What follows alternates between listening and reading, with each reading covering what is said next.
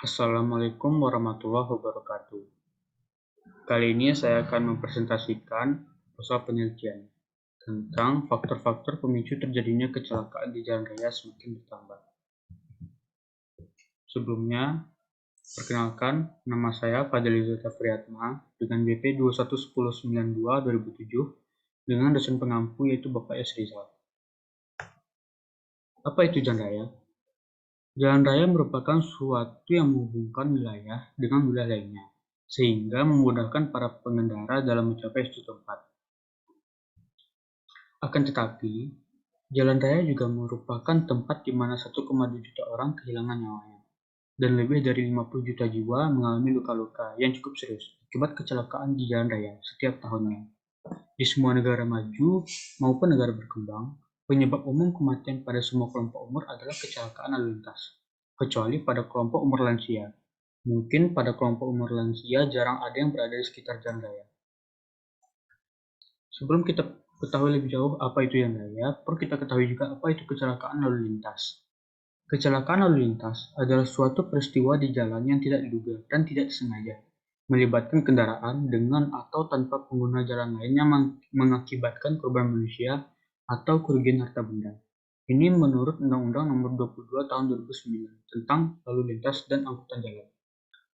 Adapun menurut WHO, kecelakaan lalu lintas yaitu sebuah kejadian pada lalu lintas jalan yang sedikitnya diakibatkan oleh suatu kendaraan yang menyebabkan cedera, kerusakan, atau kerugian pada pemiliknya atau pada korban. Berdasarkan pengamatan umum, kecelakaan lalu lintas meningkat diiringi dengan meningkatnya jumlah kendaraan di wilayah tersebut. Meskipun ada beberapa studi yang memaparkan bahwa kecelakaan terjadi karena banyaknya pemilik kendaraan tidak siap dalam segi mental maupun fisik dalam mengendarai kendaraan, sehingga terjadilah sebuah kecelakaan. Adapun penyebab lain dari kecelakaan di jalan bisa disebabkan oleh malfungsi mesin kendaraan, infrastruktur jalan yang kurang bagus, ataupun para pengguna jalan yang tidak hati-hati dalam menggunakan jalan. Pada hal ini contohnya yaitu pejalan kaki atau pedagang kaki lima. Tetapi, sebagian besar studi keselamatan menyimpulkan bahwa sebagian besar penyebab kecelakaan di jalan raya disebabkan oleh kesalahan manusia itu sendiri. Karena begitu variatifnya studi-studi tentang penyebab kecelakaan lalu lintas ini, maka dari itu kami melakukan sebuah pengamatan. Pengamatan yang dilakukan yaitu menggunakan metode-metode tertentu untuk lebih memahami studi yang telah dipaparkan sebelumnya. Tujuan dilakukannya pengamatan ini diharapkan terbentuknya sebuah kesimpulan terbaru yang lebih terintegratif dan informatif, sehingga pihak-pihak yang bertanggung jawab, terutama pihak kepolisian, dapat melakukan tindakan preemptif dan preventif dalam mengatasi masalah kecelakaan lalu lintas ini. Metode penelitian yang digunakan yaitu dengan pendekatan yuridis empiris, dengan menggunakan data primer dan data sekunder. Kemudian data ini dianalisa secara kualitatif, serta disajikan secara deskriptif. Berikut merupakan beberapa variabel yang kami gunakan dalam mengolah data. Yang pertama yaitu banyak kendaraan yang lewat dalam kurun waktu tertentu, kemudian jenis kendaraan yang lewat, kemudian banyak pengguna jalan non-pengendara seperti pejalan kaki atau pedagang kaki lima, kemudian banyak kecelakaan terjadi dalam kurun waktu tertentu, kemudian jenis kendaraan yang terlibat laka lantas, kemudian banyak korban pada setiap laka lantas, kemudian kelompok usia dan jenis kelamin apa saja yang menjadi korban pada setiap laka lantas, dan kerugian apa saja yang timbul akibat dari kecelakaan lintas pada kurun waktu tertentu.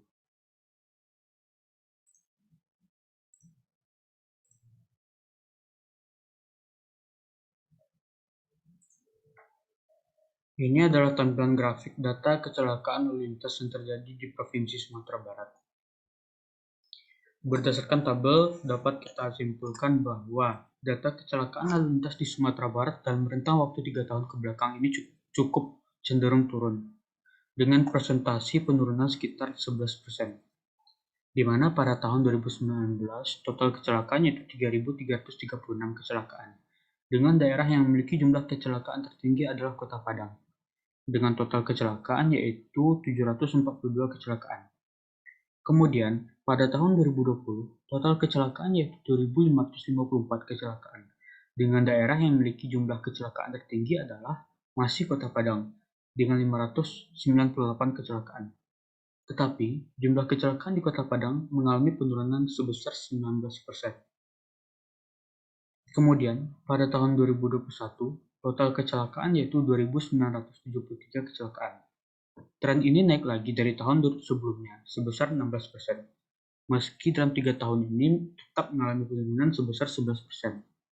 Dengan daerah yang memiliki jumlah kecelakaan tertinggi adalah Kota Padang, dengan 705 kecelakaan, di mana kecelakaan di Kota Padang naik lagi sebesar 18%. Namun, ada satu wilayah ataupun tempat di mana pada 3 tahun belakang ini cukup signifikan kenaikan dalam kecelakaan lalu lintas, yaitu pada Kepulauan Mentawai. Meski secara kuantitatif data kecelakaannya tergolong rendah, namun persentase perubahan nilainya cukup tinggi, yaitu pada rentang 2021 hingga 2020 sekitar 650%.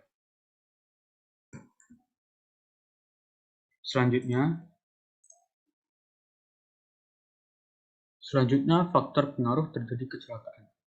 Ada beberapa faktor yang mempengaruhi terjadinya kecelakaan. Yang pertama yaitu faktor kesalahan manusia. Mungkin manusia tidak luput dari kesalahan, maka dari itu perlu kita waspadai bagaimana cara kita memperhatikan lingkungan di sekitar kita saat mengemudi untuk menghindari beberapa kesalahan. Kemudian ada faktor pengemudi. Kecelakaannya disebabkan oleh pengemudi karena pengemudi tidak konsentrasi, mengantuk, mengemudi sambil menggunakan HP, mengobrol, ataupun melihat iklan atau reklame.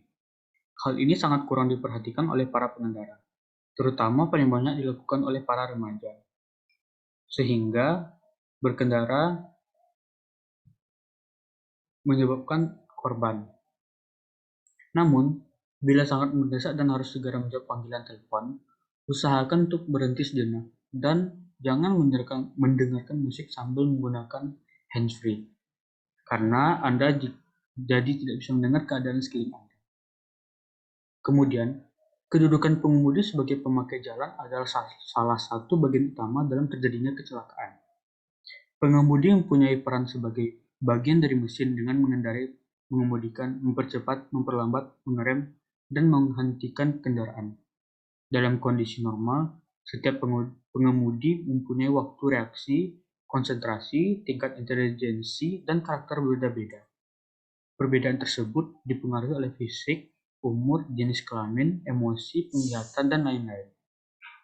Kemudian ada beberapa kriteria pengemudi sebagai faktor penyebab kecelakaan lalu lintas. Yang pertama itu pengemudi yang mabuk, yaitu keadaan di mana pengemudi mengalami hilang kesadaran karena pengaruh obat-obatan terlarang ataupun alkohol. Kedua, pengemudi mengantuk atau lelah. Kemudian yang ketiga yaitu pengemudi lengah atau emotional distracted driver, yaitu keadaan di mana pengemudi mengemudikan kendaraannya dalam keadaan terbagi konsentrasinya karena melamun, ngobrol, menyalakan rokok, dan lain sebagainya. Kemudian yang keempat, pengemudi kurang antisipasi atau kurang terampil, yaitu keadaan di mana pengemudi tidak dapat memperkirakan kemampuan kendaraan. Misalnya kemampuan untuk melakukan pengereman, kemampuan untuk menjaga jarak dengan kendaraan di depannya, dan sebagainya. Kemudian, selain pengemudi, pemakai jalan lainnya atau pejalan kaki juga dapat menjadi penyebab kecelakaan.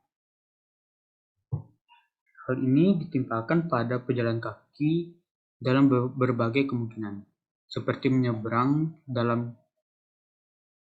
jalan pada tempat ataupun waktu yang tidak tepat atau tidak aman, kemudian berjalan terlalu ke tengah dan tidak hati-hati. Kemudian yang ketiga yaitu faktor jalan. Faktor jalan, yaitu lingkungan dan kondisi jalan yang rusak, berlubang, geografis kemiringannya, kemudian tikungan, tanjakan, maupun turunan jalan, yang membahayakan serta lampu penerangan jalan. Beberapa hal ini dapat menyebabkan kemungkinan terjadinya kecelakaan.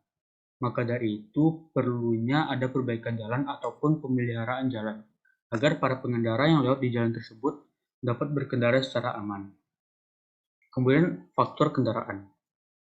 Faktor kendaraan yaitu di mana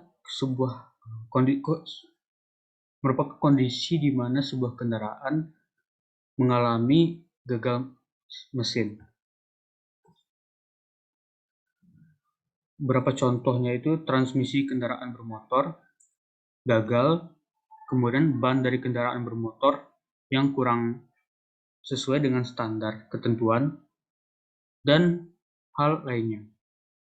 Kemudian faktor alam merupakan faktor yang tidak dapat kita kendalikan secara keseluruhan. Namun, masih bisa kita minimalisir agar tidak banyak korban kecelakaan yang terjadi akibat faktor ini.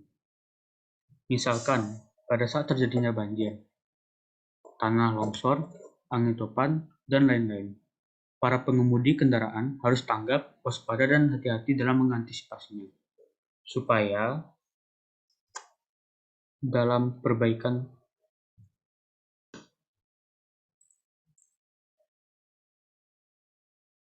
sehingga para pengemudi ataupun pengguna jalan dapat terhindar dari sebuah kecelakaan. Mungkin sekian saja presentasi saya pada kali ini. Mohon maaf apabila banyak kesalahan dalam pengucapan ataupun pelafalan kalimat di presentasi ini. Saya ucapkan terima kasih. Assalamualaikum warahmatullahi wabarakatuh.